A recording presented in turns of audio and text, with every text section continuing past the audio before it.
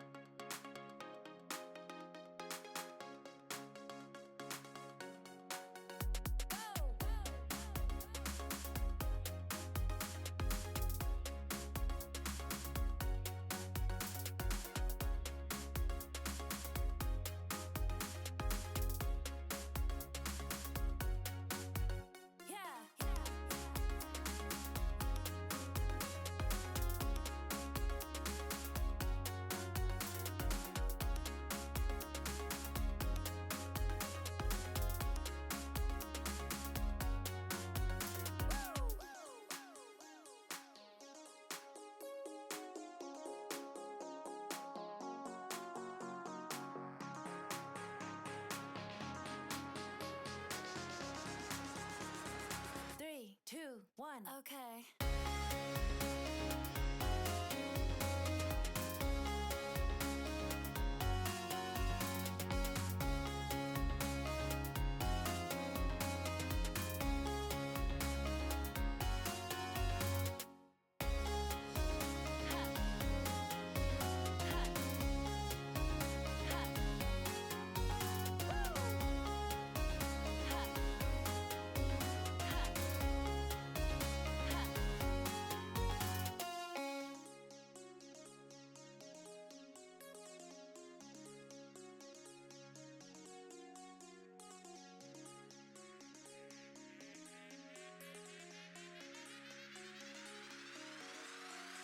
Okay.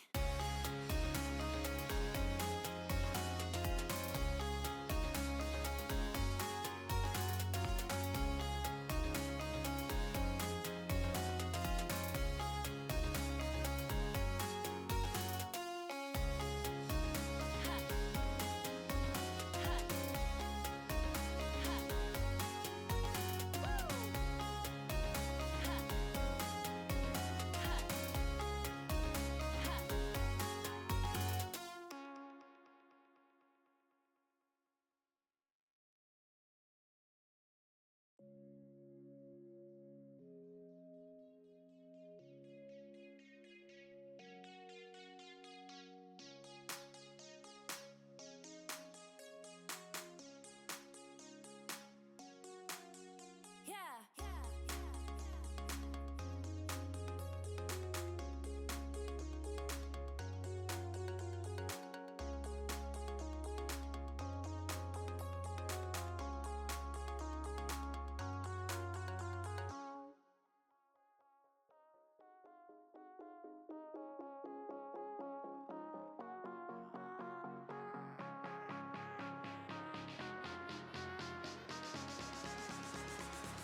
Three, two, one. Okay.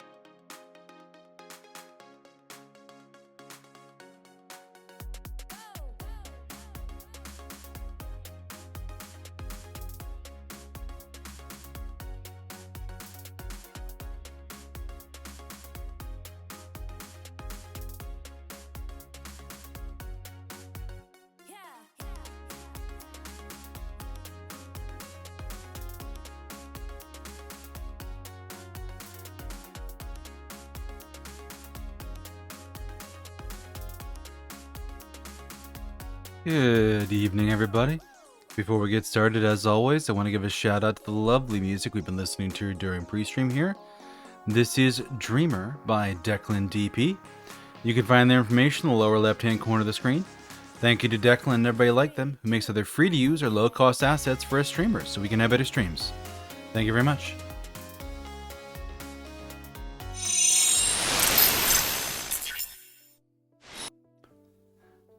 Hello, everybody. Good morning, good afternoon, good evening, good night, wherever it is in your part of the world. I am Deuscain, your variety type streamer for the night. And tonight, we have a very special stream. Now, for those of you who've been around for a while, you may have heard me mention or heard me on occasion read, sorry, words are hard. We'll get to that. That I used to write as a hobby. And tonight is 15 years to the day since I started writing as a hobby. So, we're going to be celebrating with a couple of select pieces I have from my collection. Got my books sitting over here, got my website on the other monitor. So, we are ready to go. However, as I mentioned, I'm going to explain things in a minute. I'm a little low on sleep. And prep time kind of didn't happen. So we are doing it live. We're winging it. We got notes, set list. We just got vibes. And hopefully my memory of what some of my good shit was. So we'll see how that goes. Before we jump in, I do want to give a shout out to some of the nice people here in chat. Thank you, Ravi, as always, for the well wishes for a great stream. Hi, Neon. Nice to see you in chat. Sorry you didn't catch the Pokemon, but you did get your Sobble to start off with, so congrats. So, the general idea I have for what we're going to do is I'm going to take a piece. I'm going to maybe explain a little bit of the name of it or the story behind it. And obviously read the piece, and I might do the explanation before or after. Depends on what the piece is. And in some rare cases, I will do it both times. There's a few pieces that I do that way. But to start off with, I had I believe this is a sonnet I wrote in 2010, titled "The Road to El Dorado." They're hidden in plain sight, all the secret signs, the guideposts of the light, the path of the divine. Those who can conceive all that they are gleaning are those who also receive the duty of its meaning. They must travel at the fore into the unknown dark, and blaze the way for more who are following their mark.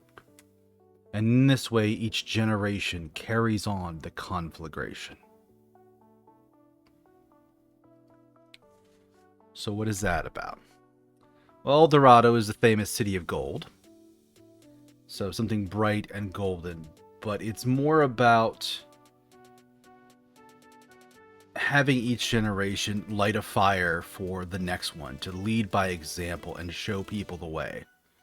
Because it can be hard to figure out what to do in the world and where to go and how to live. And I always kind of liked the little bit of Christian philosophy and theology of, like, there are signs everywhere. That little, I don't know, bit of mysticism, that finding of meaning in small everyday things. And I liked that, just like small little things that kind of help point you in the right direction for your life. So I wrote this kind of as those are clues to lead you towards a good life and a good path. And if you can figure it out, if you notice what it is, you have an obligation to also show others, to share that. So that is the idea, at least, behind The Road to El Dorado. Interesting thing for that particular poem, or that particular month. Well, actually, I'll say that particular year. That was my first year of writing. I was inspired by a friend who was doing a 365-day photography project where she would take one photo for each day of the year and post it to Tumblr, which is where she was active on. I saw her doing that. I thought it was really cool. I didn't know anything about photography, but I did used to write back in high school a little bit, and people liked what I wrote and complimented me, so I thought I'd do poetry instead. But I thought the idea of doing the same type of poem every single day for a year would get kind of boring and bland. So what I did for my project was I would write a poem for every day of the year, and every month I would change up the style. So first thing I wrote were haiku. Then I wrote a kind of larger, more versatile haiku called a waka. Then quatrains. I wrote something called villanelles 4 months in, and those kicked my ass. That was actually the 1 month the entire year I could not finish. They were too complicated. I couldn't do one for every day. But I did a whole bunch of other styles of poetry, including sonnets, in September of that year. And yeah, a month of villanelles. I might read one of those for you, Neon, because I have a few, but they're not very good. But when I got to sonnets, they were one of the months where I kind of started writing and then I got busy. And then it got to like 2 weeks. We talking poems? We sure as hell are talking poems. When I got to like a week or two before the end of September, I realized I had like 8 days to write 20 sonnets. And I fucking did it. Oh wow, why is my mouth stuck open? I think I have my sensitivity a little bit. There we go. That should be better. But anyway, yeah, so I feel like I failed 1 month with Villanelles. I didn't want to do that again, so I made sure that I did. There's a lot of ambient noise around me. Okay. But before we go to reading the Villanelle that I mentioned to Neon, I had one I set aside earlier that I was interested in, because I have a couple of poems sometimes. Right now I'm in a bit of a rut though. Yeah, it's very easy to get in a writing rut. So in August of 2010 I wrote something called a roundel.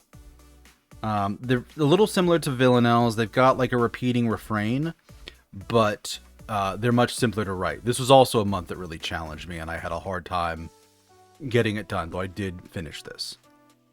But this particular piece is called The Trembling Tower. Forget that. Oh, yeah, it's because I'm actually in the application, because I was fiddling with something. Thank you for pointing that out, Neon. Yeah, as soon as I close it and minimize it, it stops like showing that. Because I'm chroma keying out the background. So you see the options when I'm in there. Okay. So this is my roundel called The Trembling Tower. There's one thing I wish to know, nay, not wish, but instead must know if you are friend or foe. Are you someone I could trust? Can I let you pass my crust to places others cannot go for fear of their wanton selfish lust? Are you someone I could show my fragile wounded heart of rust, who won't add again unto my woe? Are you someone I could trust? So the Trembling Tower pulls its name from tarot, actually. I was dabbling a little bit with it in it at the time, and I know the Tower card is this picture of a tower that's falling apart, being struck by lightning. People are jumping out of it because it's collapsing underneath them.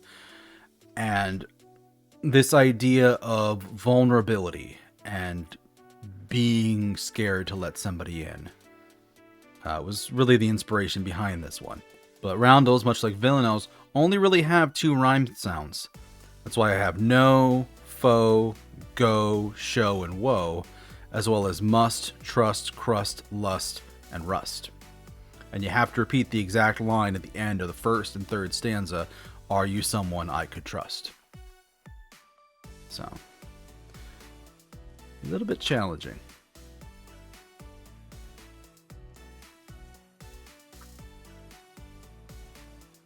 I feel like there's one, what was another really good roundel I had?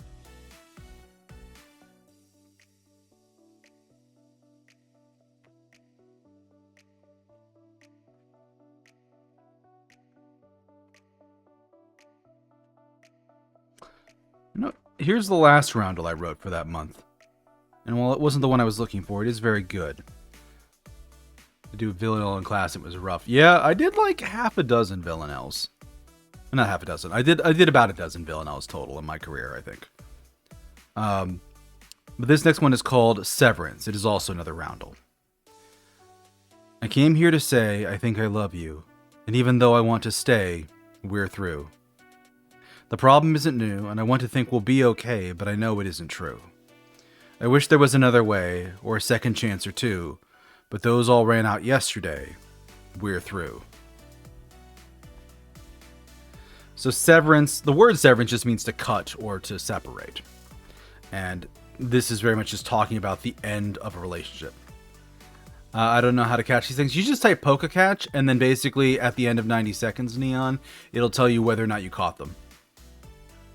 And then you're also able to like buy Pokeballs and things like that if you idle with the app open.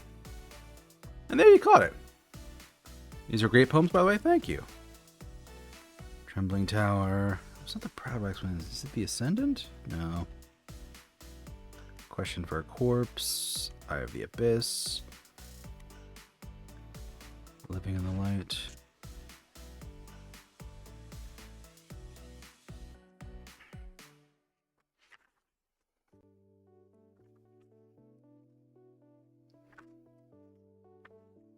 Here it is. Now I found it. You can specify the ball if you have them. Yeah. This doesn't have the app down there. Yeah, let me turn the app back on, actually. Yeah, because I turned that off at one point because I was kind of tired of it sitting in my chat. So let me go and actually turn on the panel again.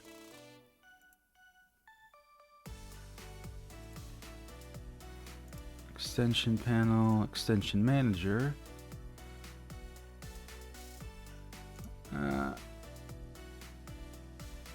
There we go. It should be on now. Pokemon community game. You might need to refresh the page. Oh, I am editing those panels to drag things around a little bit.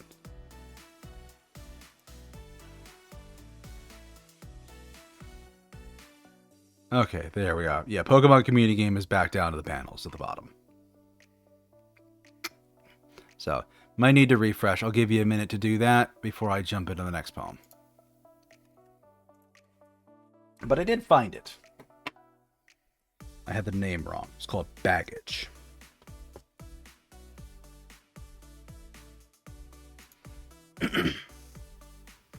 Also, let me get a drink of water because I'm going to be reading a lot more tonight and talking a lot more than I usually do.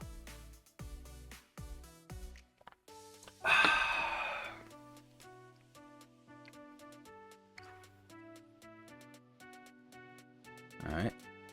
Ravi and Neon, let me know when you're back, and then I'll read the next one.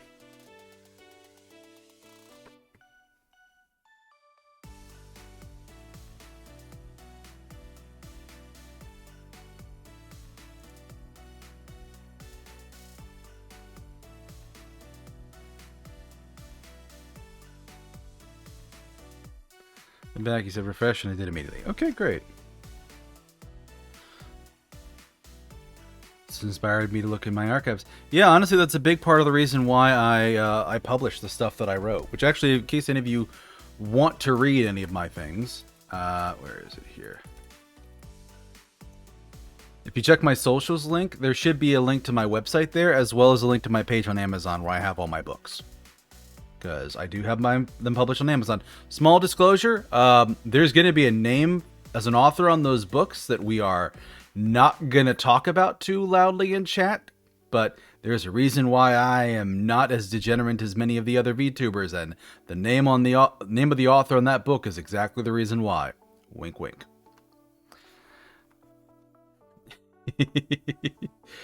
But anyway, so without further digression, baggage. Isn't it a wonder that despite those piercing pains, you could dig down deep and sunder all those heavy, heavy chains? Because they're just the remains of all your former blunders lingering like refrains. So howl like bloody thunder and raise a dozen different canes and tear yourself from under all those heavy, heavy chains. And that's baggage.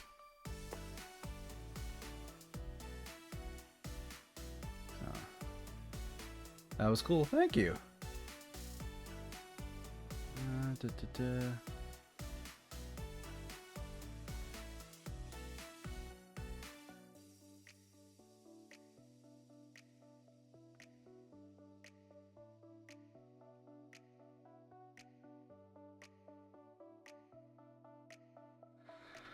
I do a lot of free verse, to be honest. I used to do more rhyming, but I've stopped unless I'm doing a certain style. Well, I do have a month of like freestyle stuff. I'll read more of those as we go on tonight. I'm just kind of starting off with a few that I liked, and there were some roundels around that. I'm actually looking for a good villanelle right here.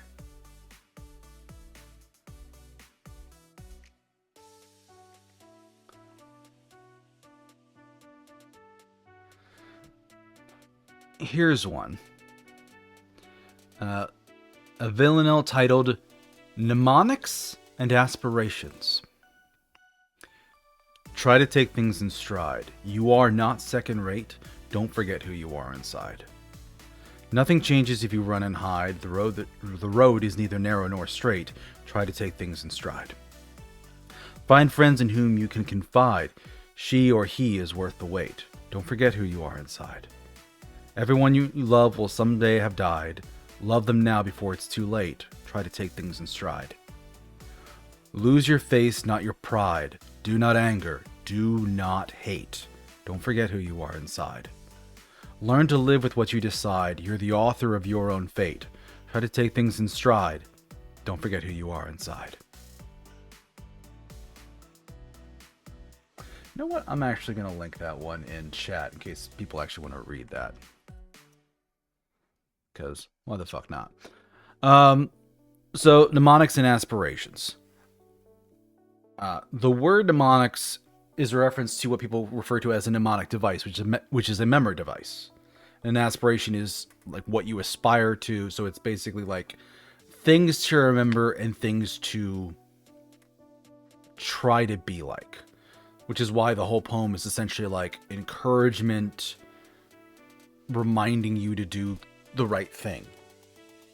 So that's kind of the vibe for it. But it is one of my better ones looking at them now, because I have some that are just silly. I had literally the first villanelle I wrote was related to a chapter of a manga I read at the time, and it does not hold up well. But it's a little funny. Let's see here. Here's another villanelle. Well, I'll read a couple of these. One of your faves? I'm glad you like that one, Neon. This one is titled From Across the Bar. I saw in you a vision rare, lighting the contours of your face beneath the canopy of your hair. There was something in your stare that compelled me to give chase. I saw in you a vision rare. That wink and smile, a sultry dare that made me want to stand and race beneath the canopy of your hair. I approached without a care to all the jealous in that place. I saw in you a vision rare. After an evening beyond compare, you pulled me into an embrace beneath the canopy of your hair. Now I say we make quite the pair, sauntering to our own pace. I saw in you a vision rare beneath the canopy of your hair.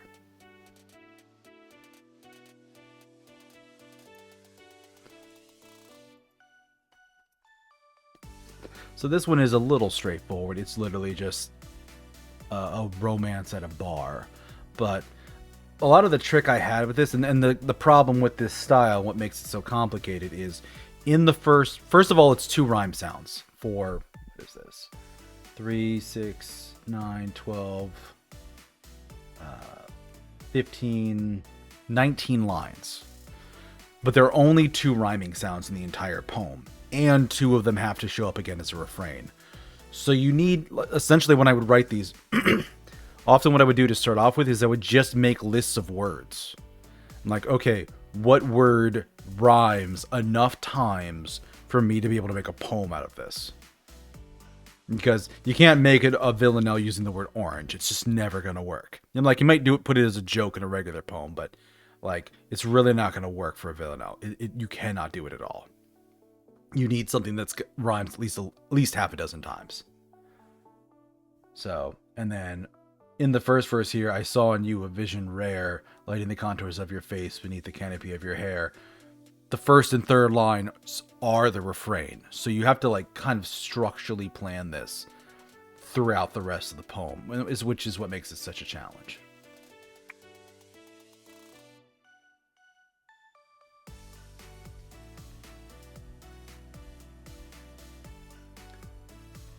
So, let's see. Let me read this one here. No, I don't want to read that one.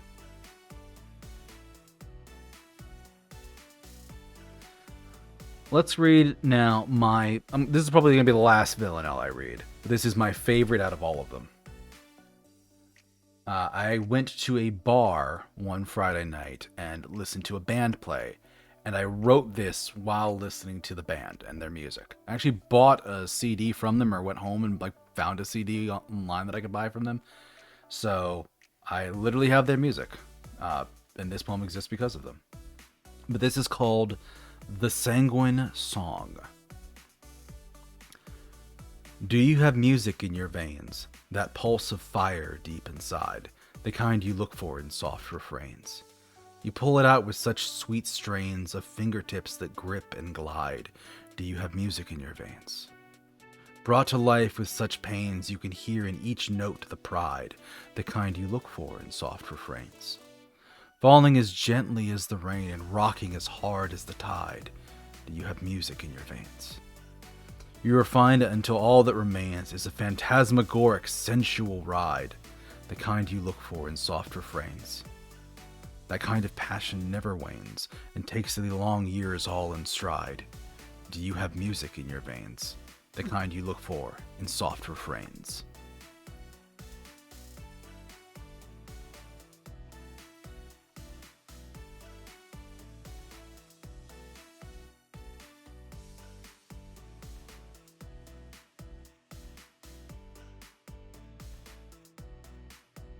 So, yeah. That is my absolute favorite. The word sanguine in that particular piece, that's your new favorite. Yeah, the word sanguine in that refers to blood. That's what sanguine means. So the sanguine song is like the music in your blood, or the music that like gets your blood going, gets your blood pumping. So, yeah, absolutely, hands down my favorite villain I've ever written, which is why I was saving it. But we are going to jump to my freestyle month now. Because originally I was asking people for like submissions and requests for this particular month. And some people did, but I really didn't have enough to fill up the whole month. So I kind of just fucked around with the rest of it. But this one was a request from a coworker of mine at the time who knew I was writing, an older woman who, in her own words, said she liked my steamy stuff. So I wrote this one with her in mind. It's not about her. It's not directed to her. But, you know, if you compliment a writer well enough, they will write you something to make you happy. And I outdid myself with this one, I believe. So, sensational. I do not know you, but when I see you, it is by the merest flicker of candlelight, dancing along the edges of your skin, ignorant of the depths of your curves. When I hear you, it is only the quietest whisper that hides between the sheets of a midnight tryst, wishing for the timbre of a boisterous afternoon guffaw. When I touch you, it is reminiscent of a polite museum visitor who wistfully desires to more fully experience the magnificent grain and texture of every frozen moment. When I breathe you in, it is a fragrance that teases me, like rich spices wafting through the air, promising a meal that always leaves me hungry for more. When I kiss you, it is a sweet and salty hors d'oeuvre, lacking the depth of palate of the ocean that I can feel in your arms as they try to drag me under. I do not know you, not the feeblest shadow of a shadow of your radiance, but I look forward to learning with earnest, attentive enthusiasm. And that's sensational. One of the poems that, to this day, I count as some of the best things I've ever written. Because I'm not sure how closely you were paying attention to that. It can be a little distracting. But in each poem, in each stanza of the poem, I reference a different one of the five senses. In the first one, for when I see you. The second, when I hear you. The third one, when I touch you. The fourth one, when I breathe you in. And the fifth one, when I kiss you. Sight, sound, touch, scent, and taste. So a poem that is both sensational in its topic, but also about the senses, which is a lot of what I did for titles. It's a lot of puns. It's a lot of silly jokes. Yeah, I did a lot of that with the things that I wrote. But it, sensational is... I also had to do a census poem. This is way better than mine. Yeah, I'm sure yours was fine, Neon. And honestly, it takes a while to get to something like that. Like that was my poem for June. So by that point, that was 6 months of writing something either on every day or for every day. And really putting a lot of pressure on myself to succeed.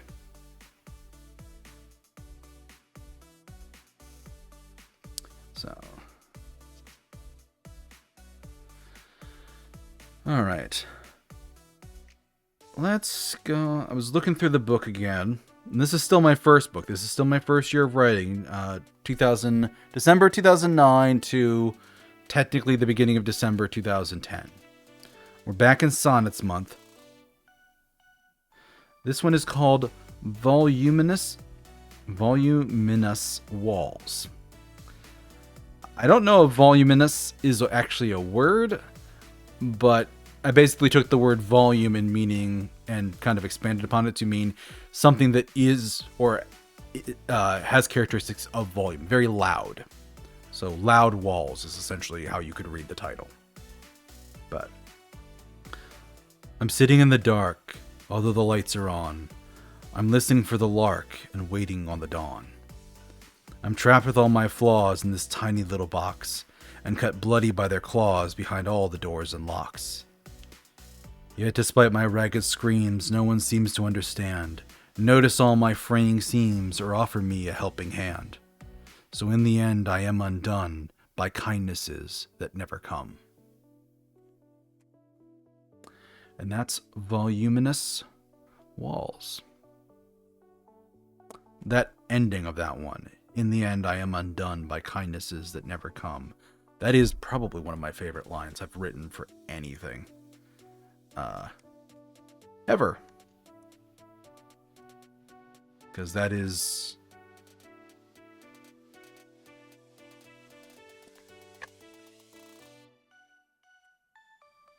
Yeah, somebody got blocked. Naughty, naughty.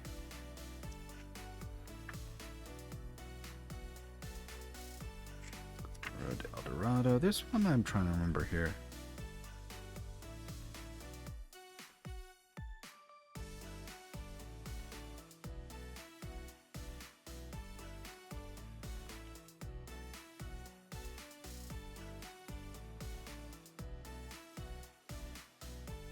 Here we go. Here's the one I was looking for.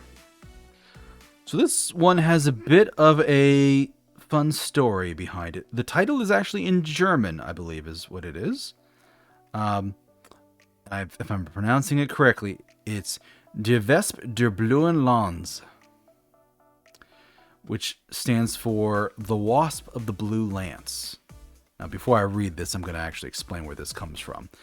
At the time, I was much more prolific reader than I am these days, and I was reading the manga behind the anime Oh My Goddess, which went far beyond the anime and ends up adding a bunch of new characters, which all have spirits that protect them and take care of them. And recently, right before I wrote this one, a character had acquired their own spirit and given it a name, De Wesp der Blauen Lans, the Wasp of the Blue Lance. And I titled this because, well, you'll see. One day while idly waiting, I saw a sight divine. I wasn't anticipating, walking in the sunshine. Her hair was bright as gold, and she held her head up high. Her dress was vivid, short, bold, and the color of the sky. I couldn't help but look and watch her hips sway with every step she took as she walked along my way. I sat there slack-jawed and observed every hint of every curve. So, Vesp is wasp, and wasp, as again, with my favoritism towards puns, WASP in English is sometimes translated as, or is sometimes an acronym for White Anglo-Saxon Protestant, which is a certain type of American that people really like. But that's why it's called that. The blonde woman in the blue dress is what I'm referring to. But I use the name from a manga and wrote a poem about a attractive blonde I saw walking down the street in a blue dress.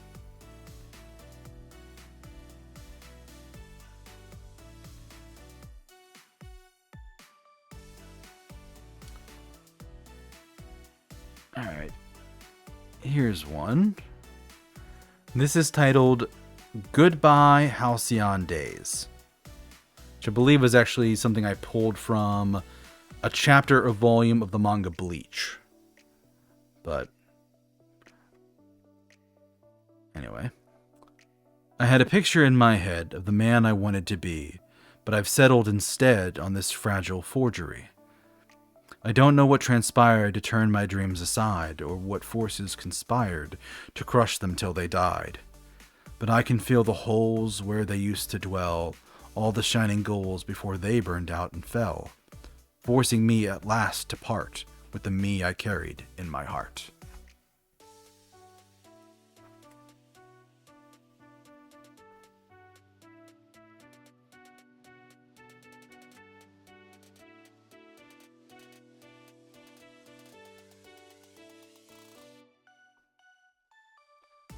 So, that one's a little bit straightforward.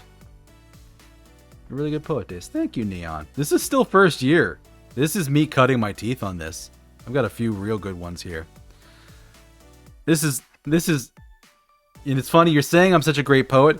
Here's the next one I'm going to read, titled The Pitter-Patter of Little Feet in Combat Boots, which I feel was like a reference to a line in a movie, but is an example of how fucking insane I was near the end of Sonnet Month, trying to come up, this was first year still, Neon, trying to come up with things to write in 1 week, having to do 20 poems in a week. So here we go. Here's the pitter-patter of little feet in combat boots.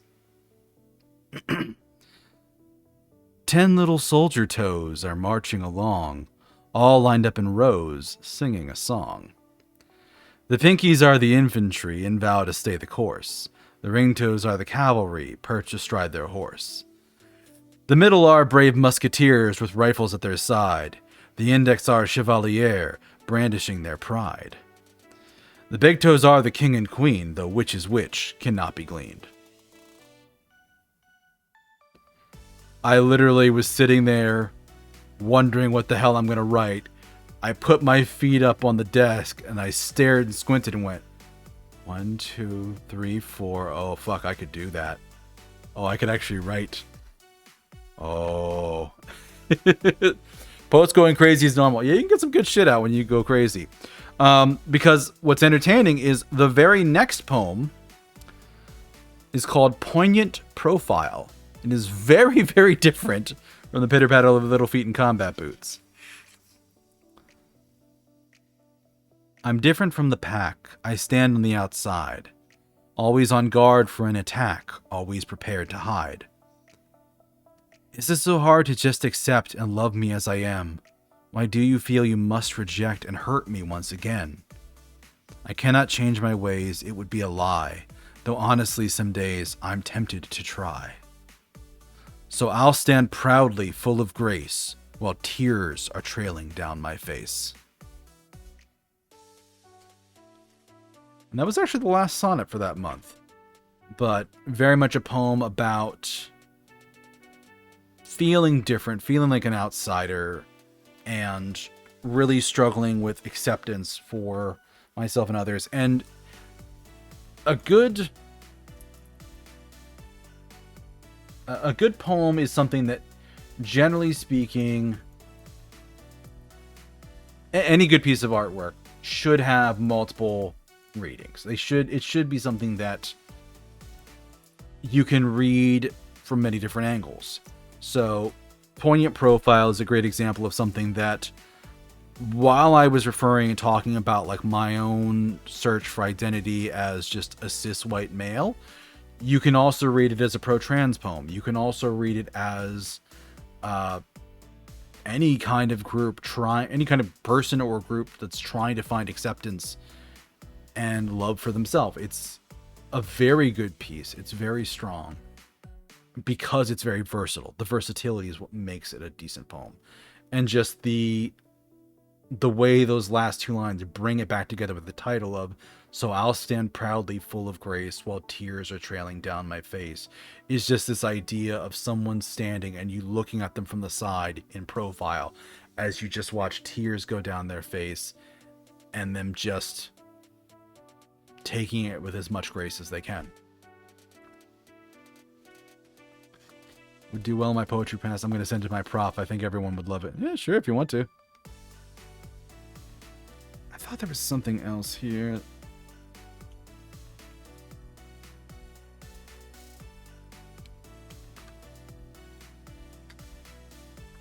Let's see. Go to El Dorado.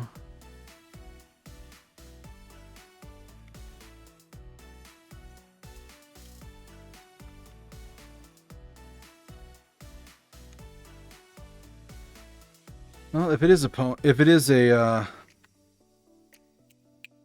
sonnet, it's not in that month because I can't find it. Let's see.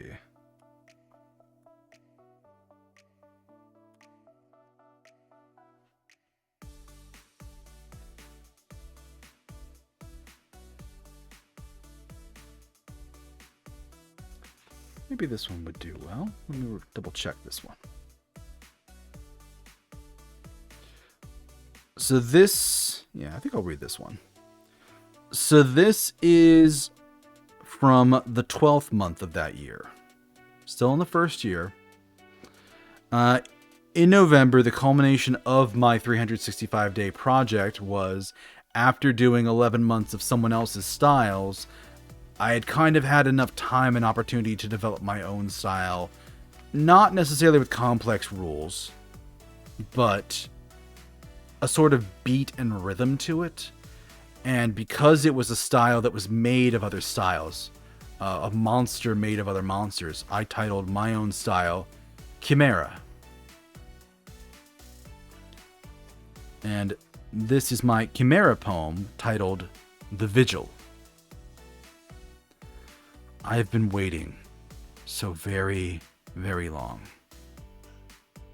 I've waited in theaters, lamenting lime-lit lovers and back-row teenagers making out, ruining many a romance.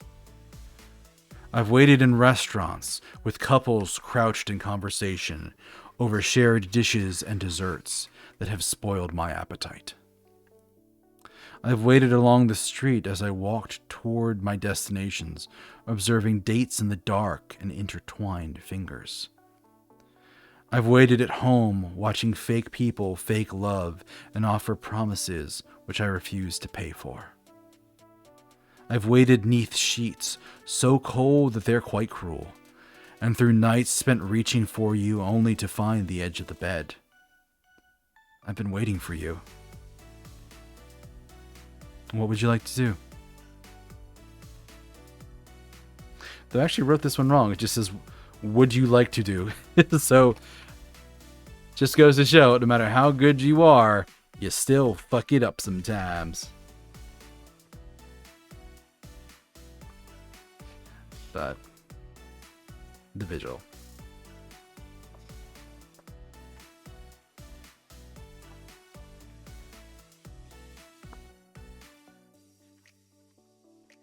Here's an interesting one. I'm actually going to give y'all a special treat after this one here. Oh. Don't you give me... Oh my god. Why are you sending me a verification code, WordPress? Just let me into my damn site.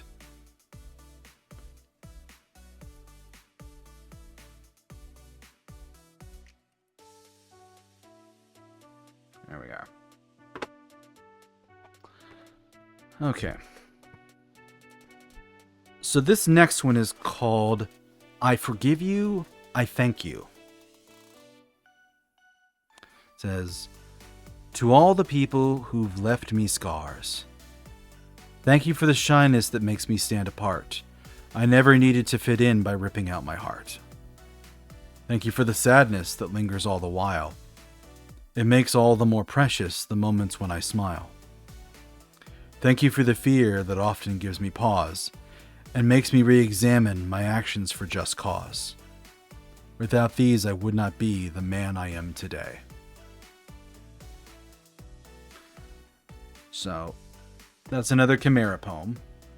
Again, you notice it doesn't really have the same kind of rhyme and beat and rhythm that other things do. But where is this? Where are my drafts?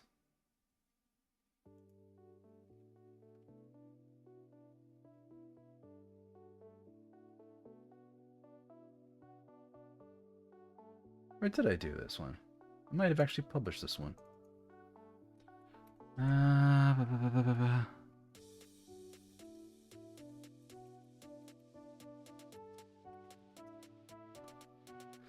Ah, I did publish this one. Okay. So that one was something from 2010. And years later, I reapproached this idea with a poem, titled in German, because I was learning a little bit of it at the time, titled Meine Lieblingsnarben, which, if my Google Translate at the time was correct, it should translate to My Favorite Scars, which is why I want to read it here. I think this was also a Chimera. My favorite scars are not from those who loved me dearest, nor those who held me closest, but from those who taught me the most. The ones I left, the ones who left me, the ones who built me up before burning down my world. Because every scar I carry, every blemish, bruise, and burn, is married to a memory and linked to a lesson. You helped me grow, inspired me, and called me out on my bullshit. Meine Lieblingsnarben.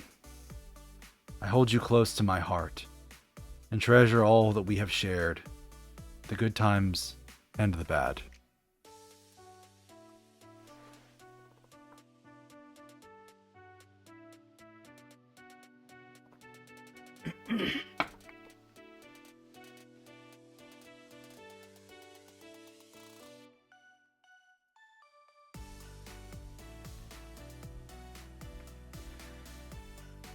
Alright, where is it?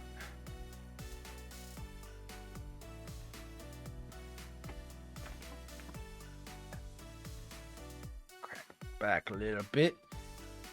So we don't have too much longer before we're going to have to run another ad break. So I'm going to try and read a couple of small ones that are favorites of mine. And then we'll come back to like a different batch of stuff a little bit later in my writing. Ooh, throat's already feeling a little raw. So, one writing exercise that I used to do from time to time is you would do prompts. And what I did in 2011 is I did a series of prompts that were focused around colors. I would write down a color. I would write down the first 3 words that came to mind, and then I would write a poem about that.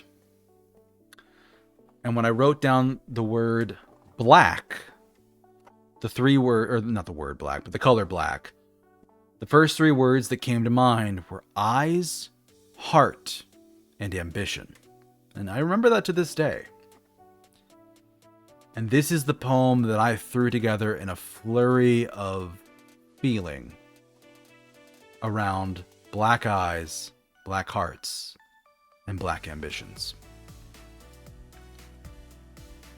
The deepest dark cannot compare to the midnight in your eyes, a haunting herald that falls short of your ambitions realized. And when your rancid, wretched heart is for all publicized, they'll all search lexicons in vain for meaning in your ebon eyes. It's a very short piece, but it has an intensity and a passion and a you don't fuck with this person.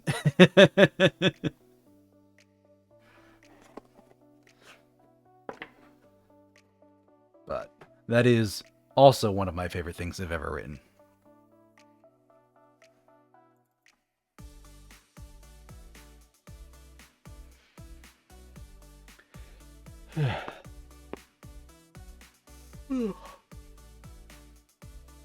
But speaking of poems that came to me quickly and passionately, I was driving one day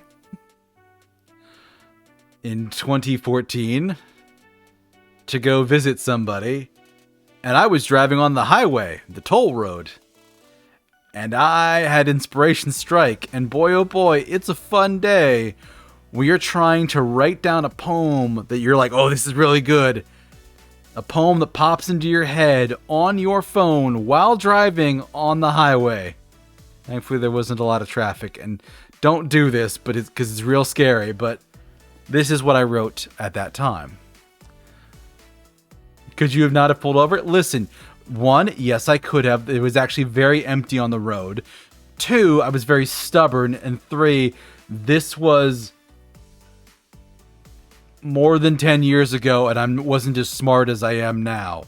So I was probably just hyper focused on doing this, and I didn't think about it. Understandable. But this is just a quick, I think it's a limerick. But it reads, "It's been raining in my heart ever since we fell apart, and my ocean swells and sways as I spend my rainy days looking for a new start."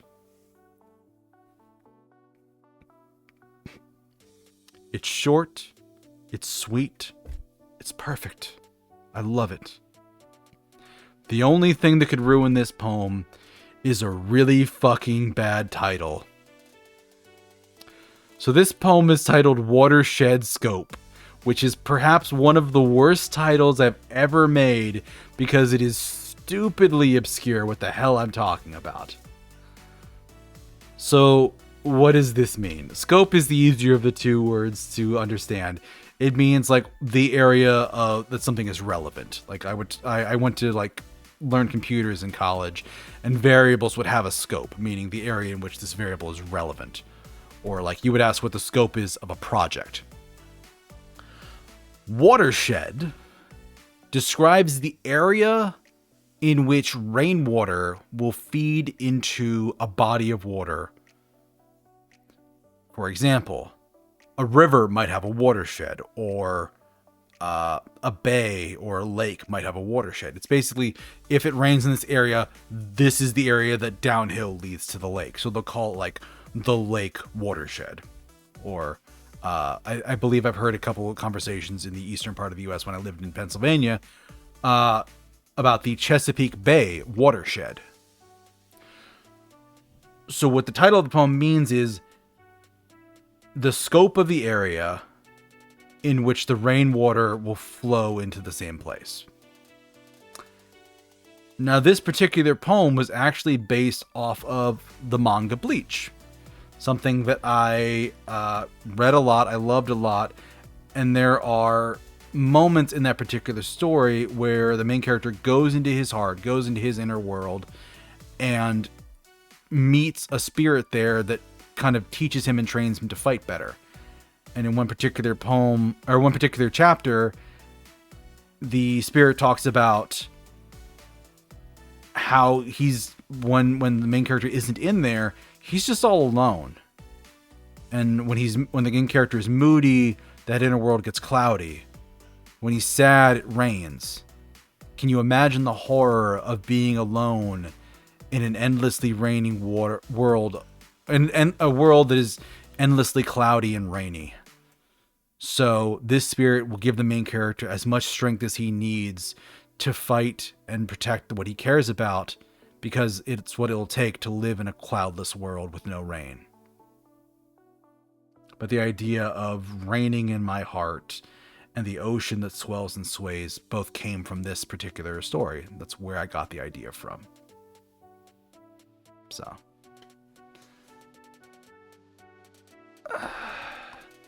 And we've got about 30 seconds of the ad break. So I'm going to look up something while we're off on ad break. I'm going to start a little bit early, but I'll see you folks back in about 3 minutes. So talk to you soon.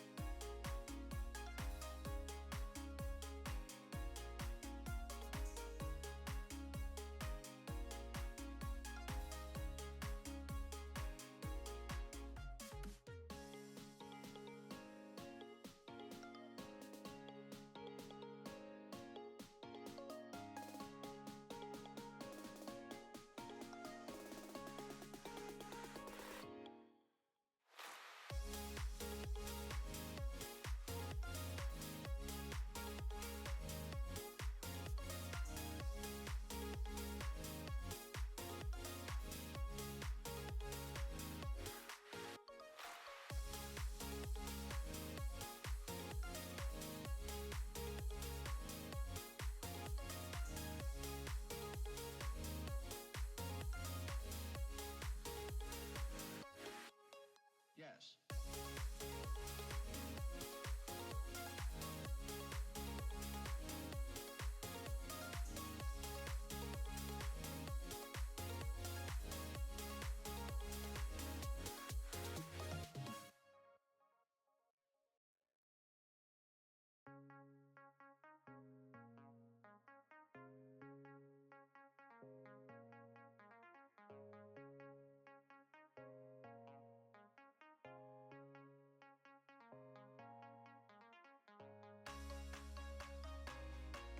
All right, everybody, we are back. Also, was saying it quietly to Neon in chat, but hope you have a good time with your friend.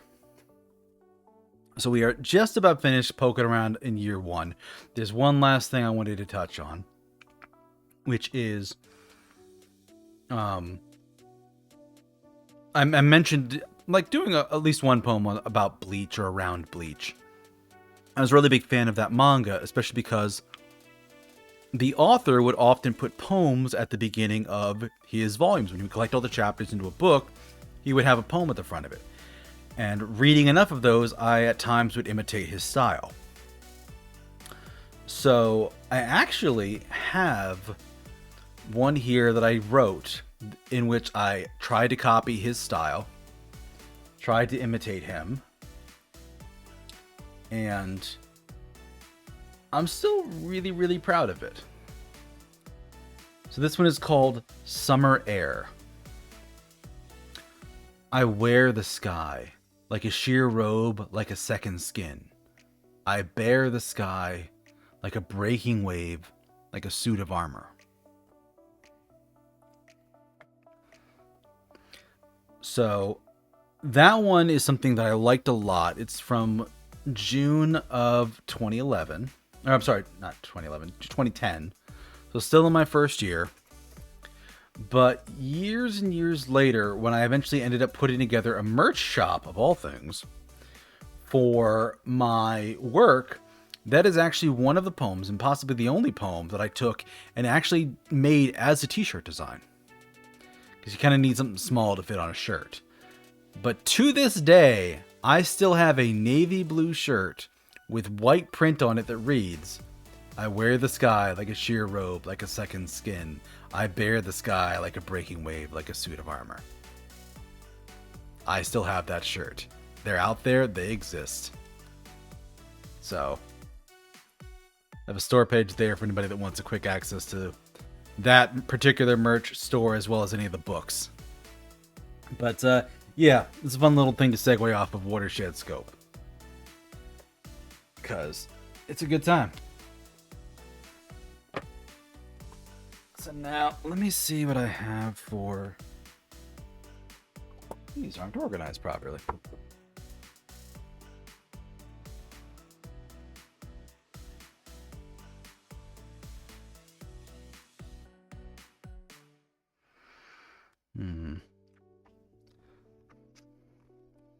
So yeah, when I published my stuff into books, oftentimes because the first book was titled A Wise Man of True Faces, Musings, Commentary, and the Occasional Parade of Novelty, which is the same title I had for my Tumblr blog.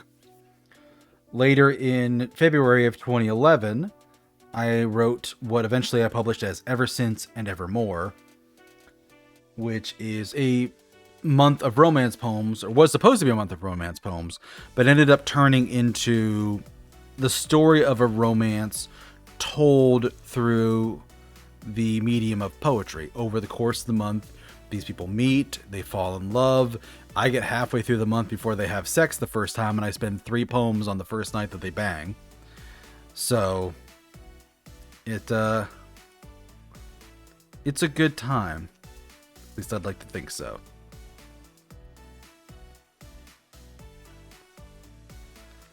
But following that, most of the rest of the books follow a pattern of being the year. So, for example, the next book, the third book, is 2011, the year I was in love. And usually the year followed by some descriptor of what was happening. And very much, yeah, 2011 was a year I was in a relationship. There we go. So 2011 was when I started this. So in 2011, I did a post on Tumblr referencing basically a meme that I had found, talking about words that don't exist in the English language. French, German, Greek, Norwegian, Filipino, Russian, Mexican, Spanish, Italian, and Shiluba, if I'm reading that right, from the Congo. Different words from each of those languages that there isn't anything in English that quite fits. And while a lot of these aren't anything fantastic and amazing, it did tie into my love for rare and obscure words, which I ended up leaning more into later. But out of the original batch, there was one that was a particular favorite of mine even to this day, which is the French expression l'esprit d'escalier, which I'm not saying with a French accent.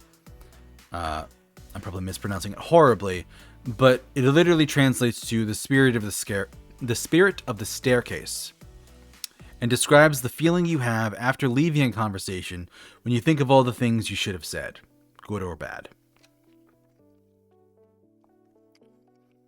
And this is the poem I wrote about the spirit of the staircase.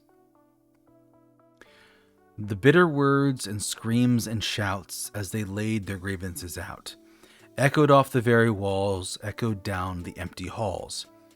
Their clamor shook the wooden beams, tempers whistling through the seams. Their words and tempers were so crass, they nearly cracked the window's glass.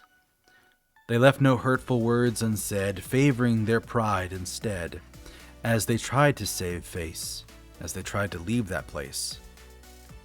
Now the house stands cold and bleak, quiet but for every creak of one who walks with teary eyes for kindnesses unrealized.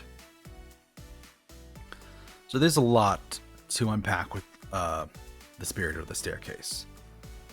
Obviously, it's an argument, and it ends with a very literal interpretation of a spirit on a staircase walking up and down. And that actually references a book that I had gotten out for different reasons called A Dangerous Magic, edited by Denise Little, which describes it right at the top of the front of the book. Original tales of magic cross lovers and the complications that occur when ghosts, vampires, elves, and their kin become involved in mortal affairs. And there is a story in that from 1999 called, I believe, Old Delicious Burdens, which is about an old couple that wakes up in the middle of the night to hearing weird noises. Like they'd had a fight, they'd had an argument. They were essentially going to sleep in separate rooms, except the first time when they had their fight, and this is like the big, like, we're getting divorced fight, they're like ripping things out of the closet and throwing it on the bed. And by the time they're done having the fight, they look at the bed and they can't sleep there. So they both like run to the guest room and they argue about that, but eventually like agree to disagree and just sleep in the guest room and wake up in the middle of the night and poke their head out because they're hearing weird noises and people talking. And when they look out into like the central part of their home, what they see are spirits, more specifically ghosts of their younger selves, playing out their romance, all the happy moments that they had forgotten about, and kind of watching that whole romance play again before their eyes, even now that they're decades into the relationship. So I took that idea of like the ghost of your past self showing up to this idea of people having a fight. There are things they wish they could have said, things they wish they had said. And at the end of the fight, when they leave, there's a spirit walking on the staircase that's crying because of all the kind things that they had wished they had said. So.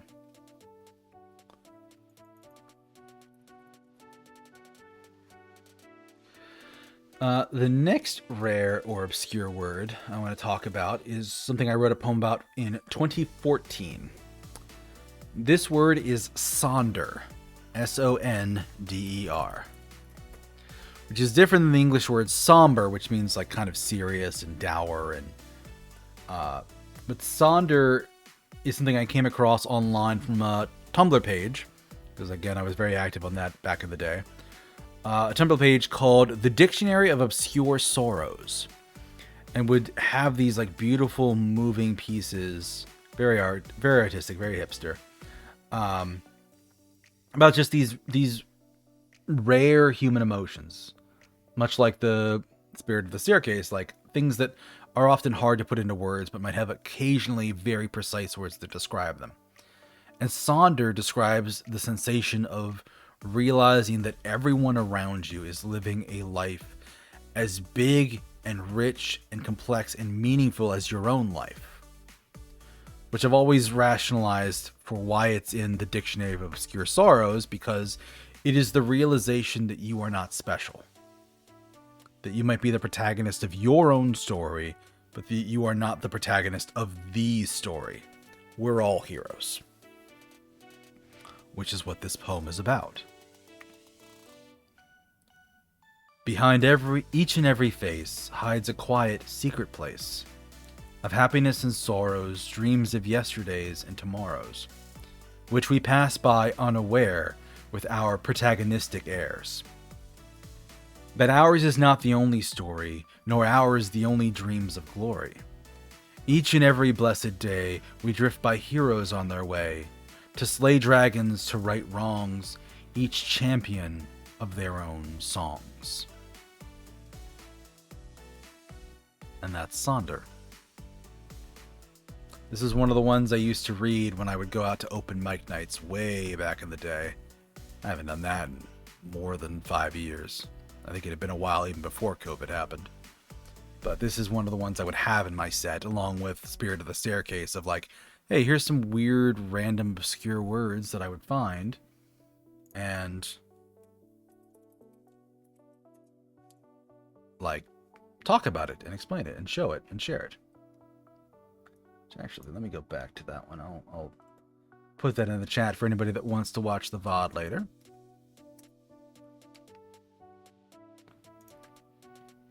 But usually the height, the climax of my presentation about rare and obscure words was this one titled Polyandrium. And unlike the other ones where I usually explain what it means first, I'll do that after reading Polyandrium. I'm gonna get a drink of water first, though.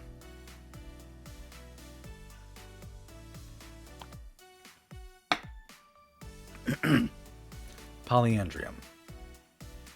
Those brave and strong, lauded in story and song, who pierced through the night with the force of their might. Polyandrium. Those gentle and kind, strong in heart and in mind, who led others toward tomorrow and overcame each and every sorrow. Polyandrium. Those noble and proud, who shirked not the shroud, who knew the cost for all their deeds, who knew where the path of a hero leads. Polyandrium. Those who stand upright today, who strive to find a better way, who know full well that they may fall, but even still they risk it all. Polyandrium. I know now that the stories are true, that heroes live in each of you, and you need not fear a shallow grave. Glory waits upon the brave. Polyandrium. So what does that mean?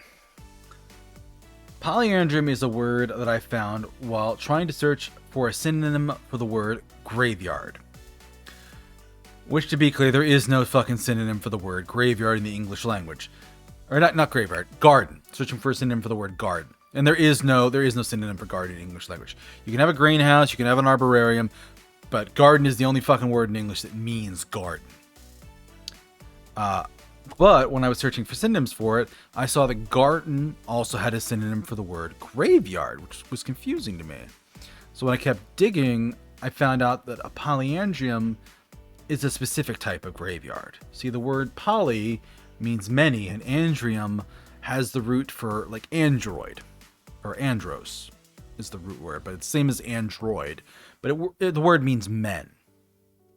So the word literally translates to many men.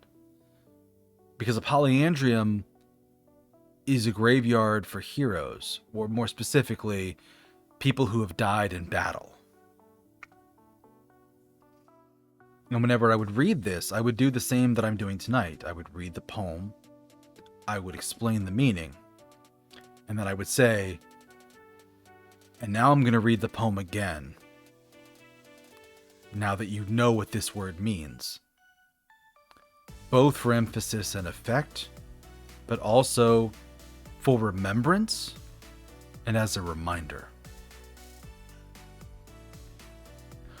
Those brave and strong, lauded in story and song, who pierced through the night with the force of their might. Polyandrium. Those gentle and kind, strong in heart and in mind, who led others toward tomorrow and overcame each and every sorrow. Polyandrium.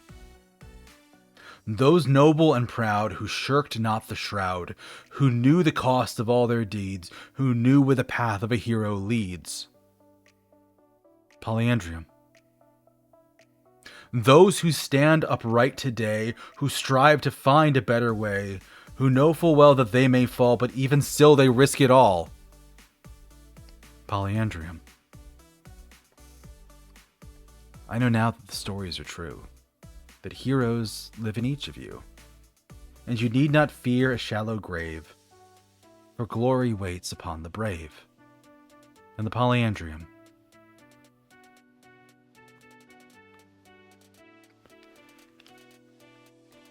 This particular piece is from 2015 and is also one of those ones that is one of my favorite things I've ever wrote.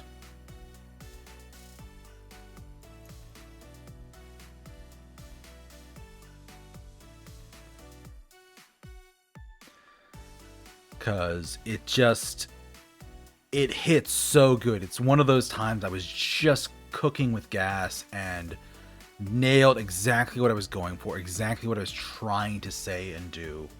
And I'm super proud and super happy about it.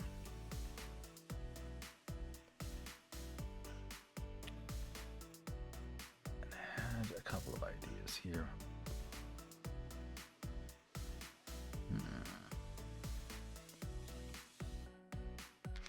Nope, lost the one. But speaking of poems that I was cooking with gas with and that I wrote quickly and I'm very proud of, this is a poem called Songbird, a chimera, that I wrote basically while having a conversation with a friend just over like Twitter and in like DMs. A little bit about her and her situation and circumstances, but more broadly about like confidence and believing in yourself. But this was one of those like write it in like 10 minutes kind of poems. It flowed. It's amazing when that happens. This is Songbird. The songbird sings a lovely song. The spring is in her tune. And though the flowers flex their powers, her voice is the brightest bloom.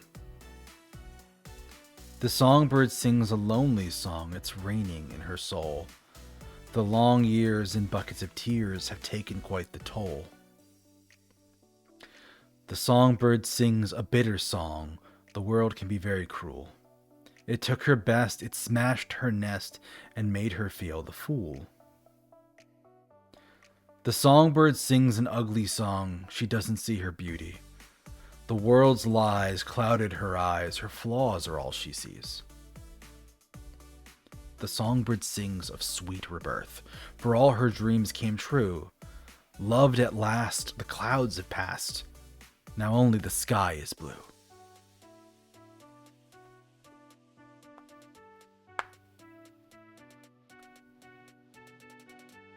I fucking love Songbird. That is absolutely one of my favorite pieces I've ever written.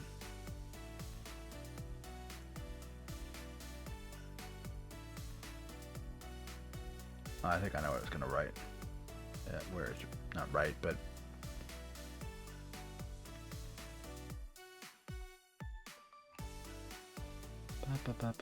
Where is it?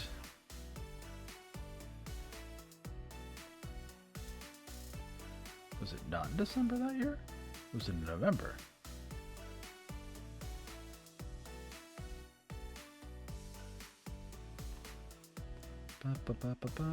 Where are you?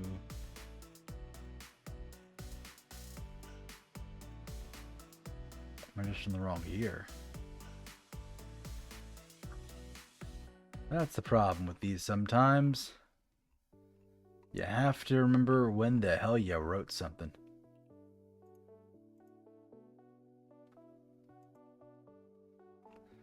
Meine Lieblingsnarben.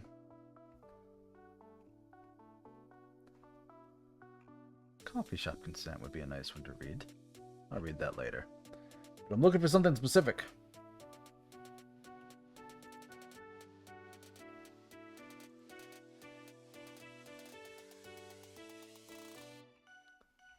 Ooh, Syllabant.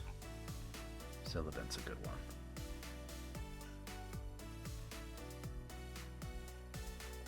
Okay. I'm not seeing it, which means it's time to break out the actual books and go to my table of contents and fucking find this, because I'm mad now. Alright. Polyandrum is there.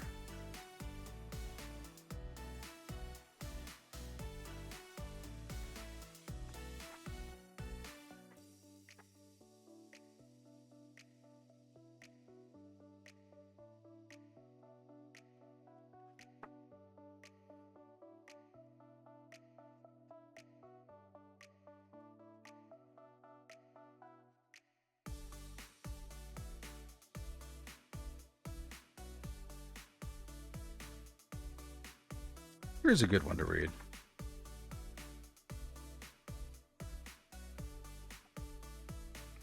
So this is something from 2015 that this idea has come back to me several times since then. The poem is titled "We Must Change for Love"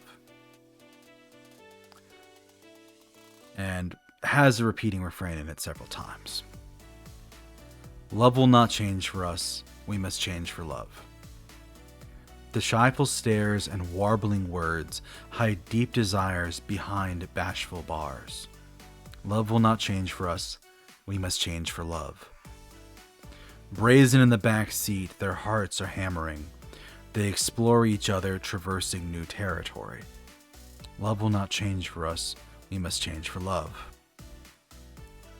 Forming a family begins with a band, proceeds with a party, and concludes in compromise. Love will not change for us, we must change for love. Bruised, black, and blue, but their love is true, right? An aching heart asks, where did we go wrong? Love will not change for us, we must change for love. A ring removed, alone again. They steel themselves to search for a life after love. Love will not change for us, we must change for love. And this particular poem ties into my idea about love being something that puts a great burden upon those who feel it, more so than on those who are on the receiving end. Love is a call to action to be the best version of yourself and to make changes to your life to make the kind of life you want to live. So at the beginning, you have people that are shy, they can't talk straight, they're warbling their words, they're very bashful, but there's something behind that, a yearning, an aching. And the only way you're going to find the love you're looking for is if you change. You can't be shy, you can't be bashful and hide behind it. Sometimes you gotta be brave and step out. And then the next one, the sex stanza, we'll call it. Because, yeah, that is a big change in a relationship. That is a big moment of intimacy, and that's something that's very difficult to go through and be like, no, I've entered into this and left the same kind of person I was before I went in. It isn't easy. And it shouldn't. Like, letting somebody that close should change you. The third stanza is literally marriage. Forming a family begins with a band, meaning a wedding band, proceeds with a party, a reception, and concludes in compromise. The kind of compromises you always have in relationships. Love's not changing, but you have to change for it. Fourth stanza being the hardest one here, because it's talking about abuse. And love won't change for us. We have to be the ones that change. You can't force someone to be different. You have to be the one who changes. So at the end, divorced and moving on to find a new life for themselves, a ring removed, alone again, they steel themselves to search for a life after love. Somebody trying to learn to live again after their relationship, after their marriage fell apart. And that's not easy. It's really hard.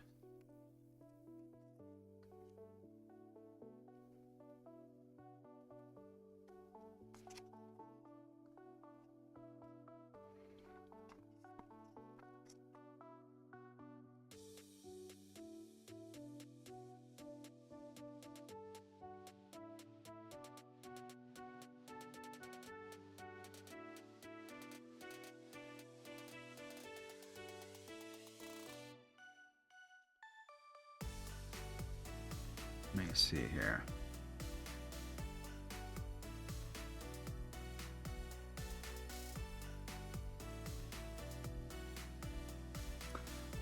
I'll read one here. So most of the poems I have here are available on my website. There is one exception. There is a unique poem in the last book I published, 2016, The Year of Lessons, that is unique and original to the book. It is not available anywhere else. You will not find it on the website. I don't think so. Because I don't remember seeing it.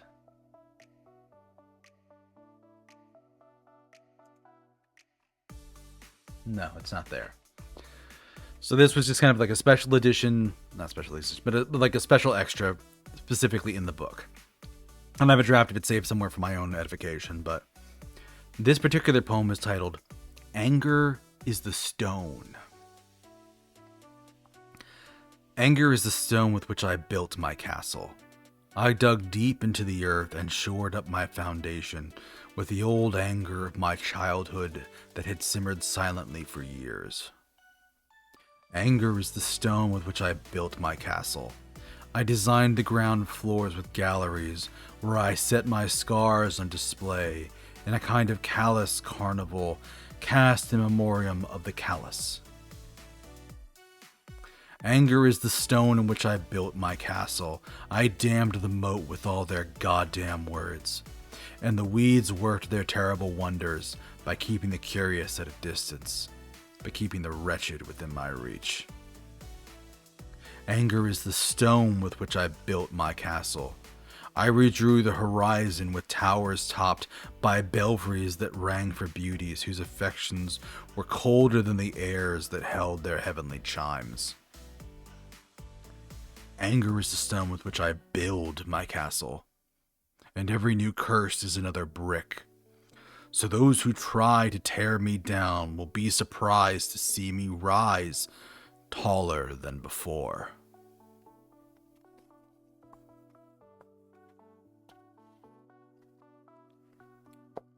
Quite a change compared to mnemonics and aspirations, but sometimes anger is a great motivator, sometimes it's poison. And it sits in you and makes you sick. But some people build their lives and their entire existence around anger. And I think I did some justice to that perspective in that particular poem.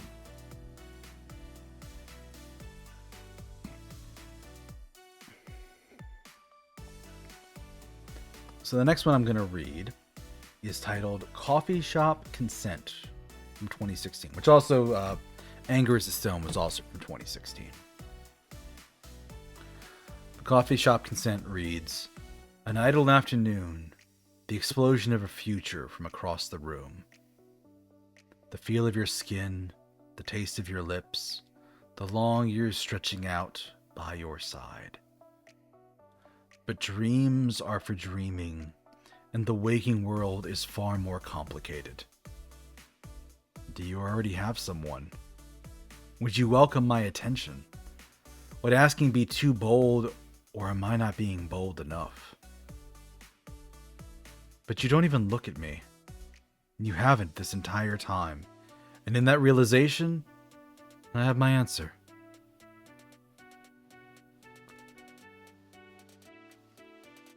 Much like the pitter-patter of little feet in combat boots, this is one of those things that drew its inspiration from something small and simple in life. Coffee Shop Consent is literally me at a coffee shop, and I'm looking across the room at this woman, and I'm debating within myself, do I go and try and talk to her? Do I strike up a conversation? Is there some relationship here or not? And as I kind of sit there and look at her and I think about it, I'm like, she has no idea who you are. She hasn't looked at you. She hasn't talked to you. No, don't do it. And I didn't. Never talked to that woman. I don't remember her face or anything like that, but in that particular moment, there was this intense desire for connection that ended up going nowhere and being nothing other than a poem from 2016.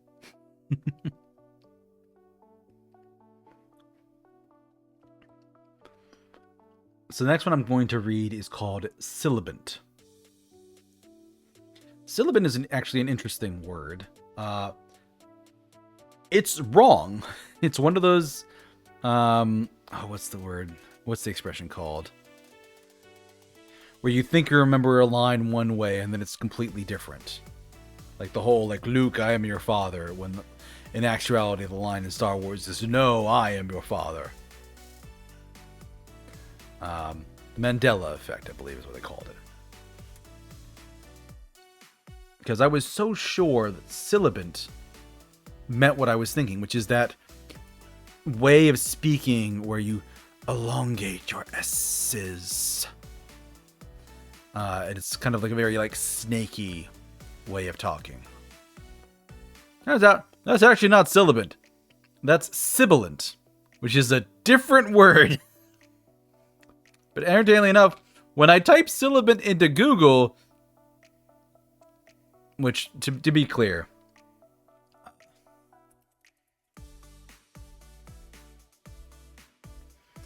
so my word that as I'm spelling it, is Syllabant. Syllabent.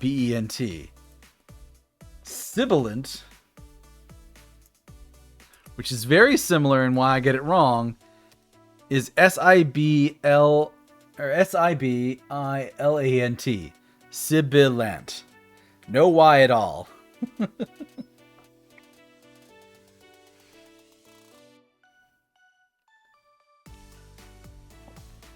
So I basically titled the poem the fucking wrong word I use for people that elongate their S's in a spooky way.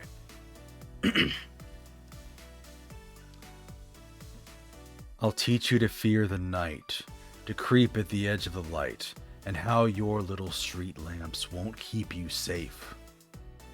I'll teach you how loud the silence is, how the weight of it rings like an old rotten bell you're terrified of breaking. I'll teach you how full the shadows are, and show you an army of monsters that hide beyond the corners of your eyes, hungry for a sign of weakness. I'll teach you about real power, when the snapping of a stick barely as long as your hand makes you jump a mile. I'll teach you about terror, and then sit back to enjoy the show, as you destroy yourself from the inside out.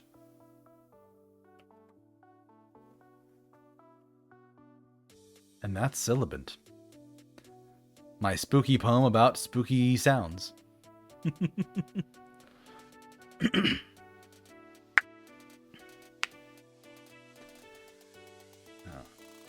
I'm running a little out of gas. My throat is doing worse than I thought it would. So, I will try and wrap this up soon. I would like to find something. What do I want to read?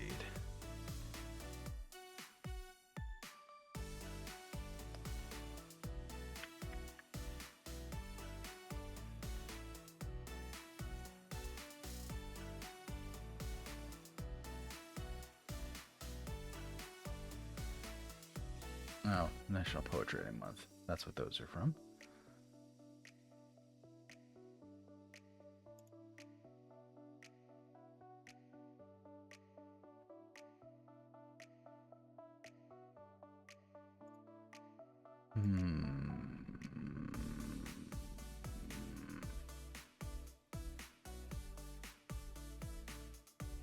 I did Italian sonnets.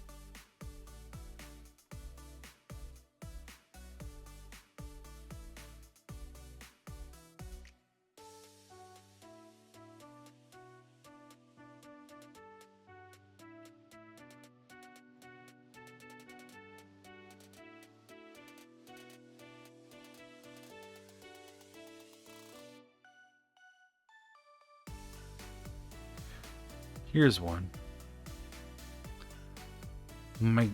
The poem is titled My Green-Eyed Daughter.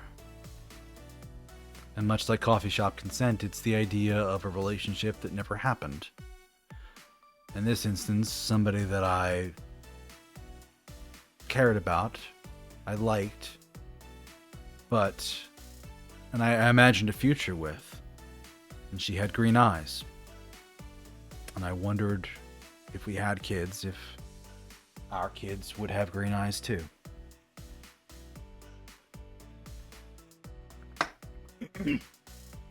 So this particular poem reads, I never met my green-eyed daughter, and I bet it would have been an honor to be your father and raise you with care, to love your mother and always be there. But you're just a dream that never came true, and the way things seem, I won't get to meet you. But each and every night I see a child who will never be.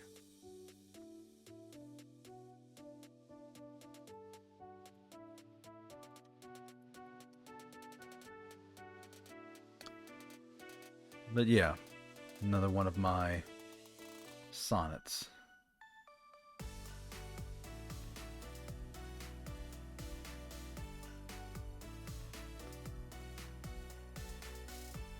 I know what I want. Where is it?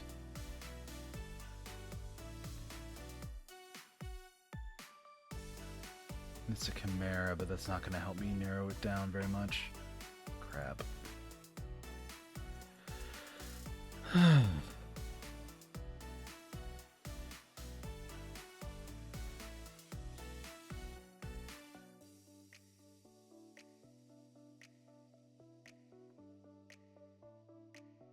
Where is it?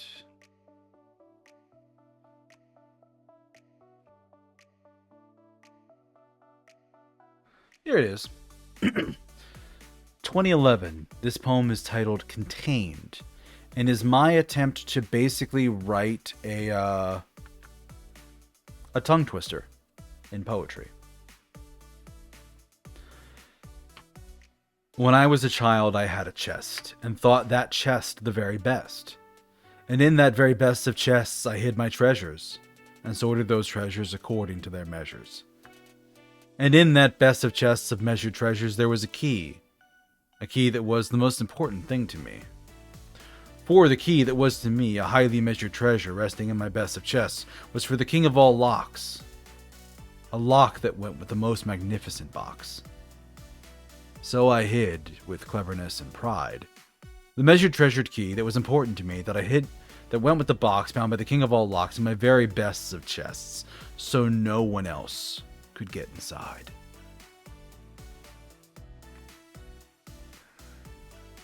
The idea behind this poem and trying to write a tongue twister is building the complexity with every single verse, every single stanza.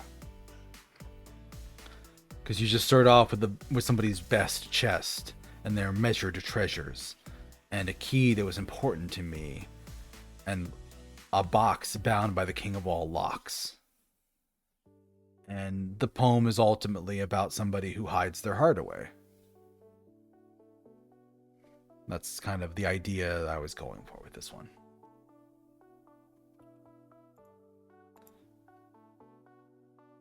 Let's see.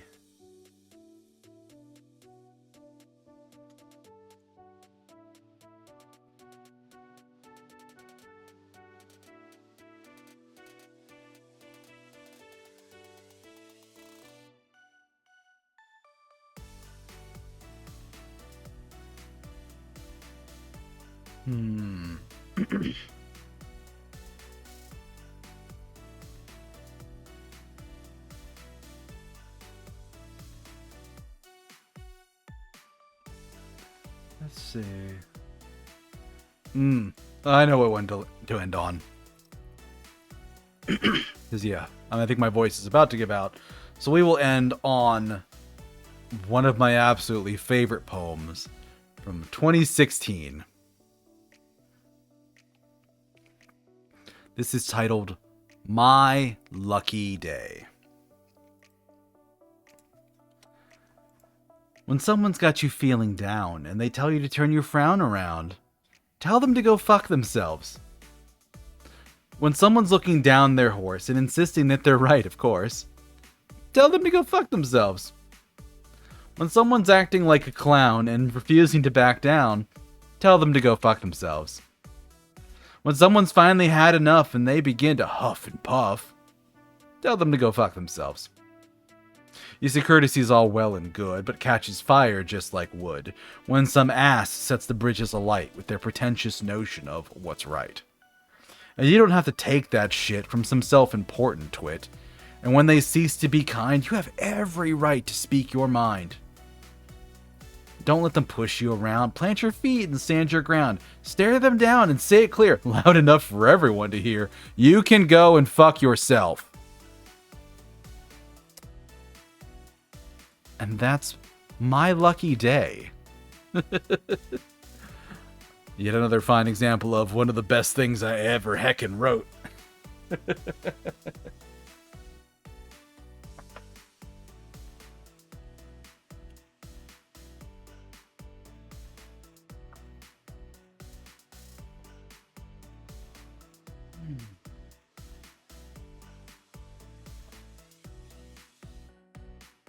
But yeah, I think that's where we're going to end it for the night. Didn't get through nearly as much as I wanted. I think God, how much do I have on my site? I have 1,500 published posts.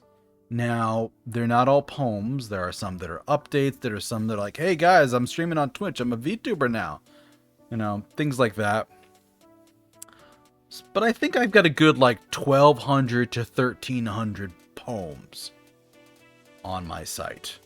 Which, as a reminder, you can find it in my link for socials here, along with the link for my books if anybody wants to pick those out. For recommendations for books, honestly, I think the best work for if you want to see a variety of stuff is still A Wise Man of Two Faces, the first book. It is the most expensive, but the fact that that particular project has me changing poetry styles once a month lends itself very well to a chapter configuration. Like it looks like it's in chapters even though it isn't. It has like a brief description of what I'm writing and how I'm writing it, and none of the others quite line up like that. There's nothing else quite like A Wise Man of Two Faces. For if things are a little bit tighter, Ever Since and Evermore, my second book, was literally something I designed to be kind of as cheap as possible. What my goal was to publish it for $1 and sell it for $2. Now, money didn't work out that way, but it is still the most inexpensive book I have. It is the story of a romance told over the course of a month, and it's good. But it is like a good teaser for what I kind of write as. Aside from that, 2016, the year of lessons. You've heard me read a number of pieces from that year. That is the latest that I was writing. So the things in that year are going to be the most developed, the most sophisticated. Again, you heard me read a lot of stuff from my first year that's very good as well.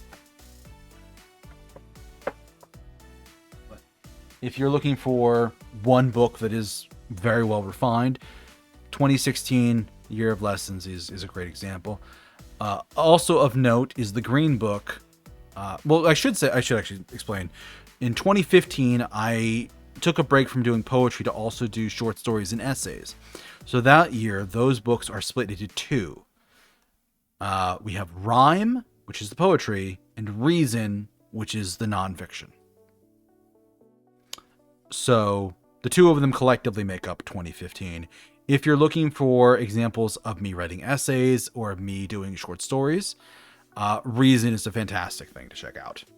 But that is also the only book that I have that has that type of content. So those are all fine examples. I do really recommend Wise Man of Two Faces if you're looking to get a good example, because there are some real bangers in that year.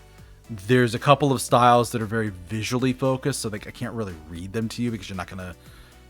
It's impossible to convey the visuals by reading it, but they're fun. And like I said, it's nice to kind of split things up the way that it is. But yeah. Oh.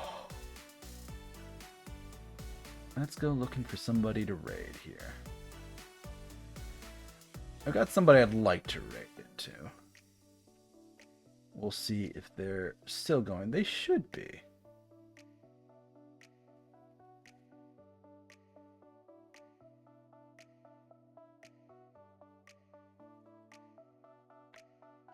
Goodness.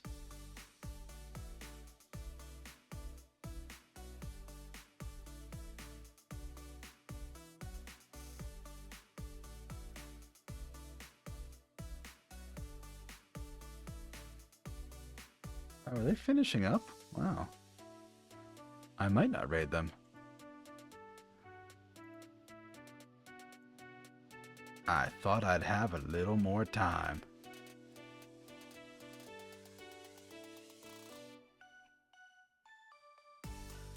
Alright, well, my first candidate for raiding is not an option right now. Darn, I really wanted to raid into that, but I do think they're on the last person. This is a collab that I thought would go longer.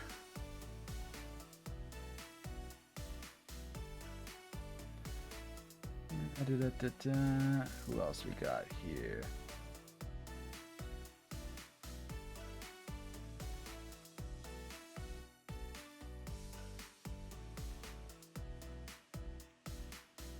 I could always raid Vivi, but I feel like I've raided Vivi recently.